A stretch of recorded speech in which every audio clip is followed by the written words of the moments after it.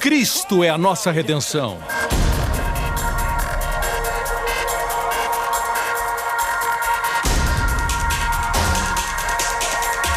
Deus é justo e faz o pecador justo.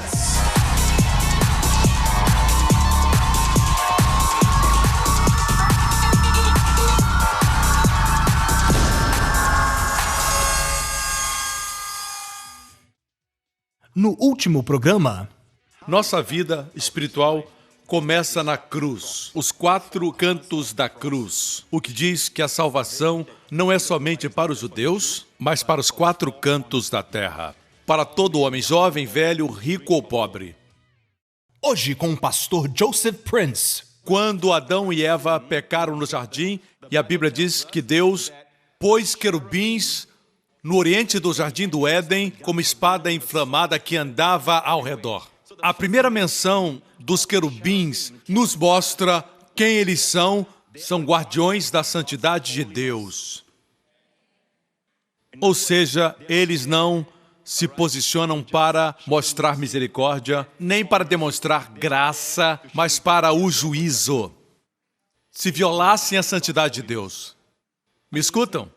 Aqui nós vemos mais uma vez os 2 querubins que estão olhando para baixo, para o propiciatório.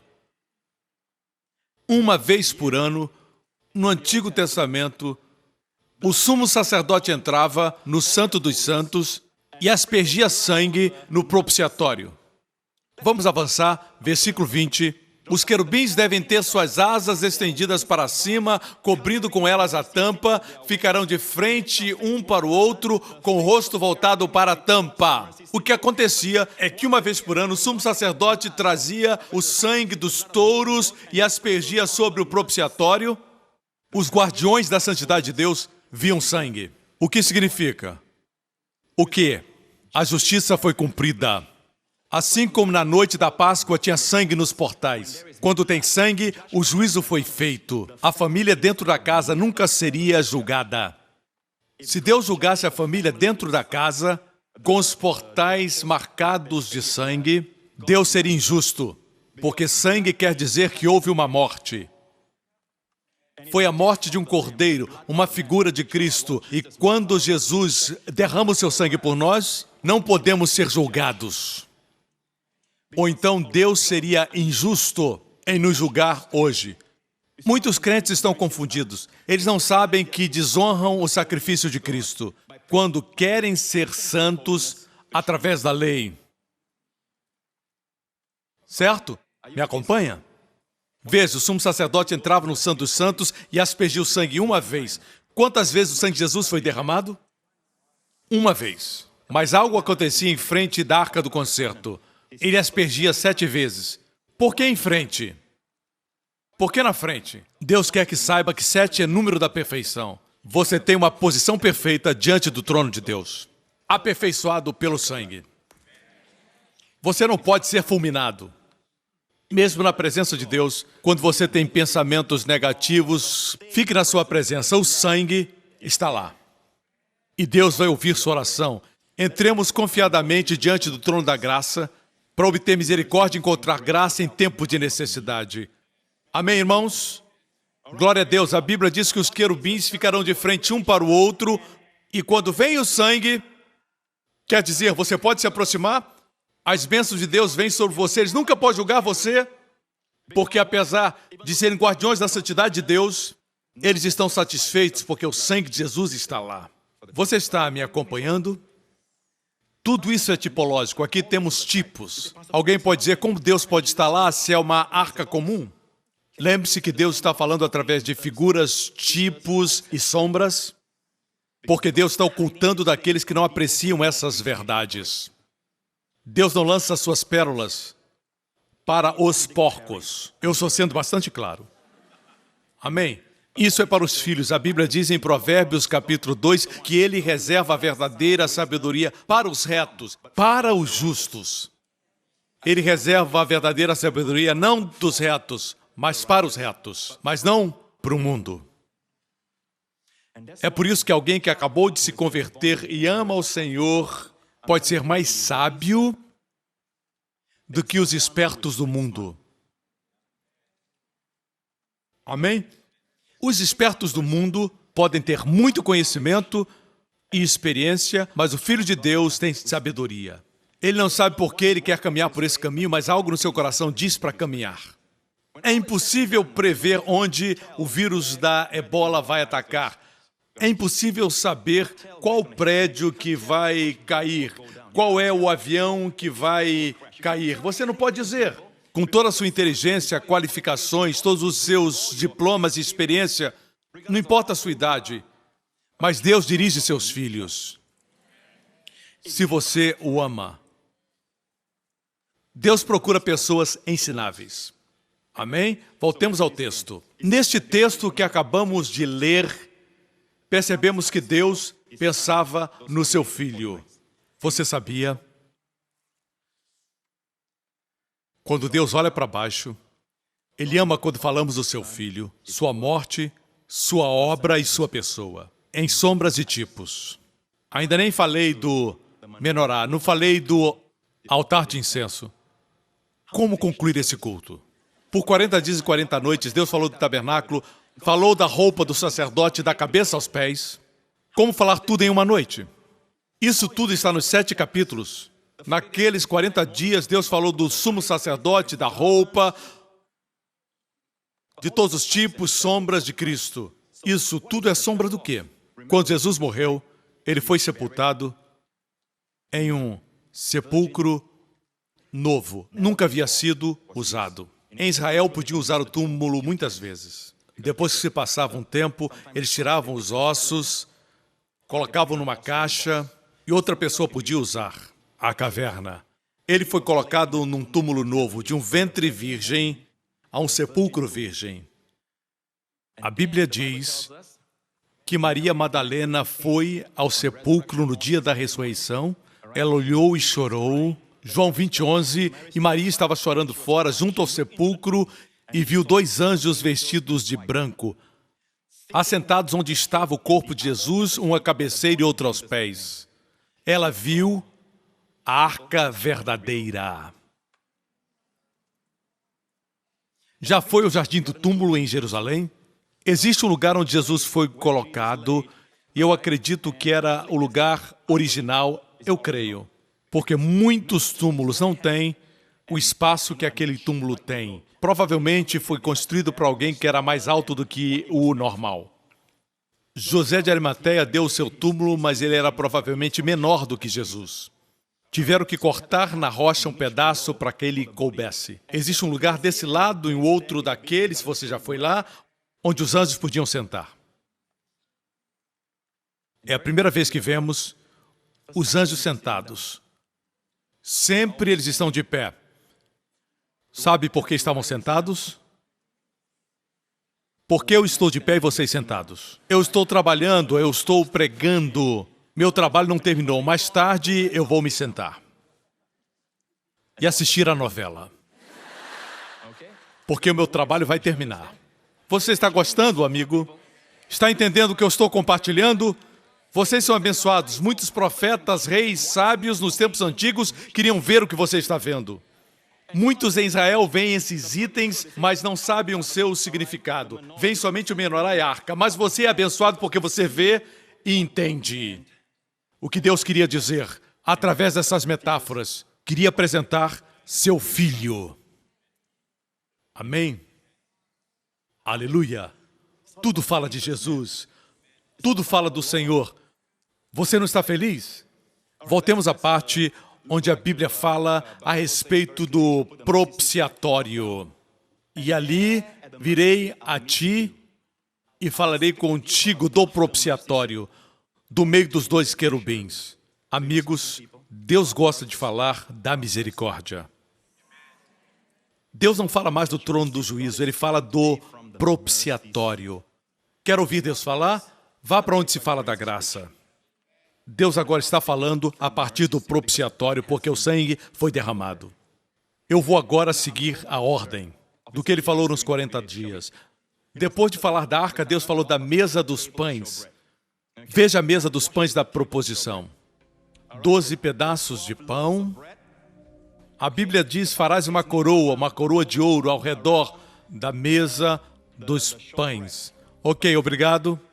A mesa dos pães, Deus disse, porás uma coroa, 12 pães, no lugar santo. No Santo dos Santos só tinha um móvel, a Arca do Concerto. Mas no lugar santo havia 3 móveis. Nós temos o altar, a oeste, ao norte tinha a mesa dos pães. Do outro lado, a menorá, o candelabro. Agora estamos aqui, você se encontra no leste, assim ficava no norte, a mesa dos pães da proposição. 12 pães, preparados todo sábado. 12 pães para as 12 tribos de Israel. Por que pão? Para alimentar a Deus. Deus encontra satisfação, Deus encontra sua realização, como dizer, sua comida no seu povo. Quando você vem a Deus, você o alimenta. Assim como a mulher do poço, depois que ela foi, Jesus disse, tem uma comida para comer. Que comida era essa que ele comeu? Ele abençoou uma mulher pecadora. Ele ama abençoar. Esse é seu alimento. Pare um minuto. Não estou falando de religião. É mais do que religião. É um vislumbre do coração de Deus. Essa é sua comida. Quando você vem a Ele, não diz, você de novo? Nunca! Nunca Ele diz isso. Tem gente que diz que quando você fica confessando o seu pecado, você acaba perdendo a sua salvação. Como você pode dizer isso? É como uma criança que pega uma vasilha e tira água do oceano, depois coloca sobre o seu castelo de areia e depois fica com medo. A mãe diz, por que tem medo? Mãe, a água do oceano pode acabar.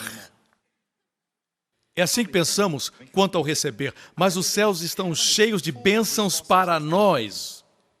Eu digo para as pessoas, o que os outros não querem, Deus me dá. Mas eu acho que você quer. Amém? Glória a Deus. Alguns dizem que não creem em cura. Na nossa igreja não acreditamos em cura. Se você não quer, eu quero. Se você não quer, eu quero. Não quer essa bênção? Eu quero. Amém? Não fique com raiva, é você que não quer. Não jogue fora, glória a Deus. Nós falamos dos pães da proposição. Deus mandou colocarem coroas de ouro ao redor. Farás uma coroa de ouro ao redor da moldura. Você sabe por quê?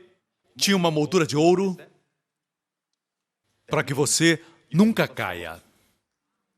Você está protegido. A propósito, diz, farás uma moldura ao redor da largura de 4 dedos. 4 dedos, 4 dedos. Representa a mão de Deus. E Jesus disse assim, ninguém pode arrancá-los das minhas mãos e ninguém pode tirá-los das mãos do Pai. Sua salvação é eterna. Por favor, pare de acreditar na doutrina miserável que você é salvo hoje e se perde amanhã. É uma doutrina miserável. Não é digna do sangue de Jesus. O tempo está passando. Vamos prosseguir. Depois da Arca do Concerto, da mesa dos pães, o que Deus nos mostra? A menorá. O candelabro. Vamos ver como era o candelabro. Era feito de ouro puro, de ouro batido. Era uma peça de ouro sólido. Não era em pedaços, era ouro batido. E apontavam para o centro. Você pode ver? 3 hastes apontando para o centro e outras 3 hastes apontando para o centro. Você pode ver? A propósito, tudo que estou mostrando é na medida correta, de acordo com os versículos. Certo?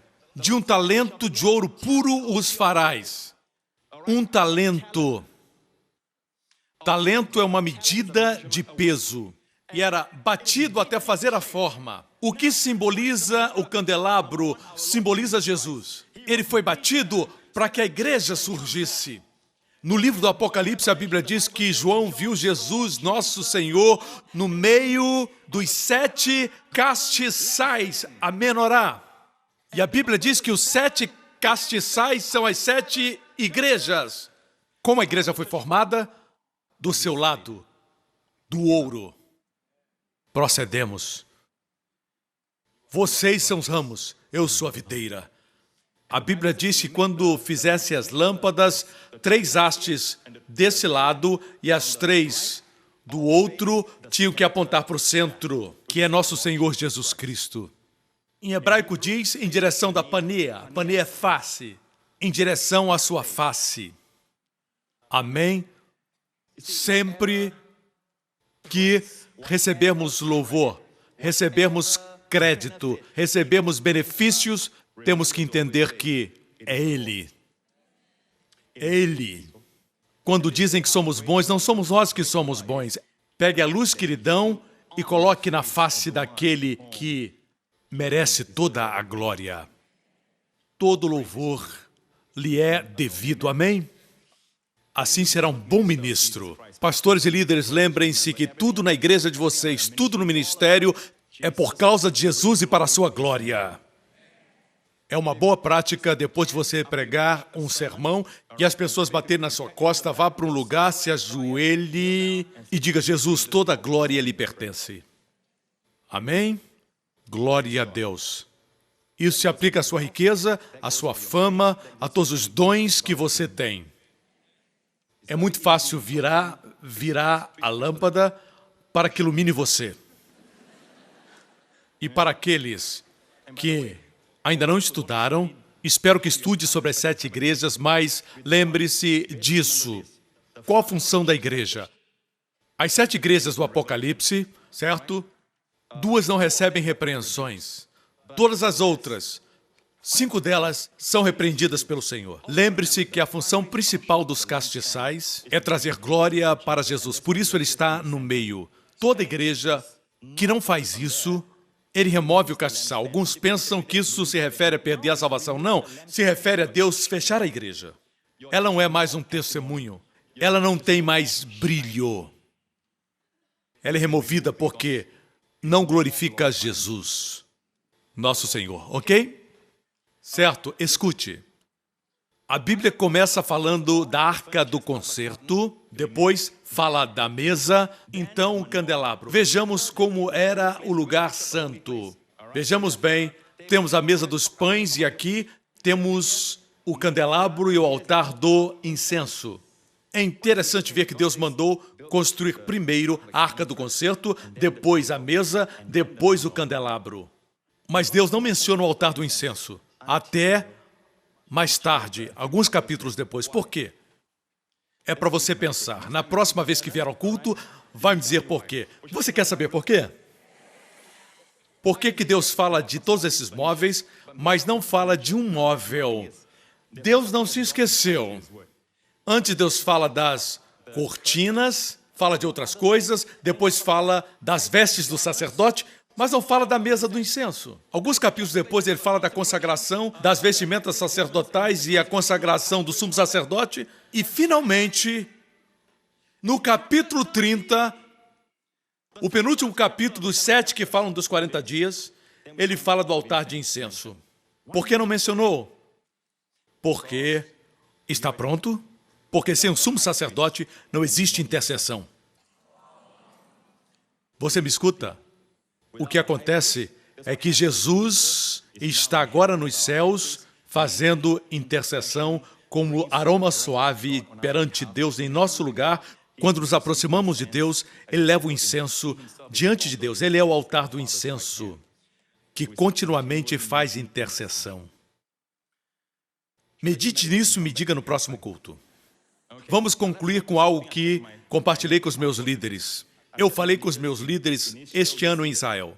Estávamos no Vale de Sidrom, olhamos para onde estava o templo, onde o templo de Salomão estava. Vamos examinar o altar de bronze, o altar do sacrifício. Vejamos, agora estamos no leste, ok? Estamos entrando pelo leste, indo na direção do norte. O altar das ofertas queimadas, o altar de bronze. No hebraico diz cobre. Cobre é o metal que tem a maior resistência ao calor. Cobre. O cobre resiste ao fogo, como Jesus, a oferta queimada. Na cruz, ele suportou toda a ira do Deus justo e santo. A vingança contra a impiedade e o pecado que cometemos, que Jesus veio levar no seu corpo, mas porque ele é o Filho de Deus, ele também é divino, ele também é incorruptível. Não existia pecado nele. Ele absorveu todos os nossos pecados, ele levou os nossos pecados e absorveu todo o fogo de Deus na sua pessoa e queimou todos os nossos pecados. Foi julgado por eles, mas ele permaneceu. Elias clamou por fogo do céu e o fogo do juízo consumiu o sacrifício e também as 12 pedras. A oferta estava sobre as 12 pedras, o fogo desceu, o sacrifício desapareceu, as 12 pedras desapareceram, mostrando que no antigo juízo o julgamento de Deus era maior do que o sacrifício. Mas agora, Jesus veio como verdadeiro sacrifício e ele é maior do que o sacrifício. Ele absorveu no seu corpo todo o juízo, todos os nossos pecados e punições da nossa vida inteira estavam sobre Cristo até que ele clamou, está consumado. Vocês viram o vídeo? Foi assim que eu vi. E ele permaneceu. E finalmente ele disse, Pai! Ele o chamou de novo Pai, porque o juízo tinha sido concluído. A partir de aí, tudo foi a seu favor. Ele foi colocado num túmulo que não havia sido usado. E no terceiro dia, Deus o levantou dos mortos, porque o que ele fez foi aceito. Amém? Aleluia! Eu sinto a unção. Amém? Eu quero compartilhar com você algo que, quando estava no Vale de Sidrom, nessa última viagem a Israel, eu mostrei para os pastores o monte do templo e eu compartilhei com eles alguma coisa que eu nunca compartilhei antes e fala de Davi. Ele era segundo o coração de Deus e ele sabia como tocar ao Senhor. A Bíblia mostra que Davi era um homem que não era perfeito, mas sabia se relacionar com Deus. E Davi diz isso no Salmo 26. Eu lavo as minhas mãos na inocência. Sabemos que só o sangue podia lavar. E assim andarei, Senhor, ao redor do teu altar. Ele disse, andarei ao redor. Essa expressão quer dizer cercar. Vejamos outra vez o altar de bronze, no átrio. O altar de bronze está do lado de fora, certo? Deixe-me dizer isso. Para nós, tudo começa na cruz. Deus começou lá de dentro, do Santo dos Santos, com a Arca do Concerto. Certo? É correto começar pela cruz. Essa é a forma como os homens fazem. Amém? O altar de bronze tinha fogo, mas não podia ser consumido porque era feito de cobre. E o cobre que tinham naquela época era muito rígido. E o homem moderno não consegue criar esse tipo de rigidez no cobre. Certo? Mostra que Jesus, como altar de bronze, absorve todo o nosso julgamento. Não existe mais juízo para você. Não há condenação para aqueles que estão em Cristo. Davi disse, andarei ao redor do altar. Rodear o altar é não olhar para o norte, para o leste, ou para o oeste, ou para o sul. Certo? Tire os olhos da tela e olhe para mim aqui. Digamos que esse é o altar de bronze.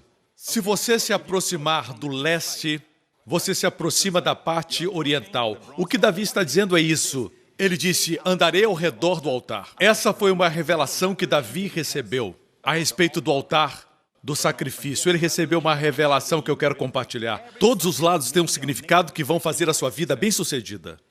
Vai fazer de você um vencedor. Não tenho tempo, queria todo o sermão para falar sobre isso, mas minha pregação de hoje tem muitas pregações dentro. É isso que dizem meus amigos pregadores que eu conheço. Dizem que quando escutam meus sermões, eles ouvem muitos sermões dentro desse. Nesse caso, é exatamente assim. Você se aproxima do leste. Aqui ao norte, o fogo está queimando e o doce aroma sobe ao Senhor enquanto existe um cordeiro aqui. Vou mostrar o norte, leste, sul e oeste. Quais são as verdades? Rapidamente. No norte, é onde o animal do sacrifício é executado. É sempre executado nesse lado. Você lembra do vídeo que apresentamos quando o homem levava o sacrifício para o lado direito? Esse é o lugar onde o sacrifício era morto. Levítico capítulo 1 diz assim: e o degolará ao lado do altar que está para o norte. Ok? Era degolado no norte. Vocês me acompanham, irmãos? Em outras palavras, nossa vida cristã começa sempre com a morte de Cristo. É crer na sua morte. Muitos hoje dizem que devemos seguir a Jesus como um grande psicólogo, seguir Jesus como um grande mentor, como um grande médico, como um grande exemplo de liderança e outras coisas. Mas a verdade é esta: os que creem assim estão comendo o sacrifício cru. O sangue não é derramado, não existe oferta queimada. Não creem na cruz. É uma doutrina perigosa. Nós somos salvos pela morte de Jesus. A propósito, do norte é de onde vem o mal. Quando analisamos a topografia de Israel, o inimigo sempre vem do lado do norte. O vento do norte é destrutivo, um vento perigoso. Tem um versículo que diz que o mal vem do norte. Que maravilha! Deus põe a morte do seu filho exatamente no lugar de onde vem o mal, onde a cruz do Calvário pode detê-lo. Amém? Quando você participa da ceia, sempre lembre-se que tudo começa com a cruz. Se você tem problemas financeiros, lembre disso. Aquele que é dono do universo e tudo que nele há, se tornou pobre para que por sua pobreza você se torne rico. É impossível espiritualizar esse versículo porque o capítulo inteiro e o capítulo seguinte fala de dinheiro. Por isso, se lembre disso. Se você está passando por problemas na sua vida, com enfermidades, seja o que for, comece aqui. Pergunte para você, o que acontece na cruz? Na cruz, não somente ele levou o nosso juízo, mas tudo o que o pecado do homem produziu. Antes do homem pecar, não havia enfermidade. Foi o pecado que trouxe a enfermidade. Vocês me escutam, irmãos? A Bíblia diz, verdadeiramente, ele tomou sobre si as nossas enfermidades e levou as nossas dores. Por suas pisaduras, fomos curados. No próximo programa... Você diz, Pastor Prince, eu não tenho muitos amigos. Você sabe o que disse o salmista com respeito a Jesus na cruz? Desviaste para longe de mim amigos e companheiros. Na cruz ele estava sozinho, para que você tenha amigos. Obrigado por sintonizar no programa de hoje. Esperamos que tenha sido uma bênção para a sua vida. Para mais informações sobre o programa da Igreja New Creation, acesse o site ncctv.org.sg. Lá você poderá se inscrever para receber um devocional diário do pastor Joseph Prince. Seja incentivado e fortalecido todos os dias e saiba o quanto Deus lhe ama através desses devocionais. Acreditamos que seu dízimo pertence à igreja que você frequenta e oramos para que você seja grandemente abençoado, altamente favorecido e profundamente amado.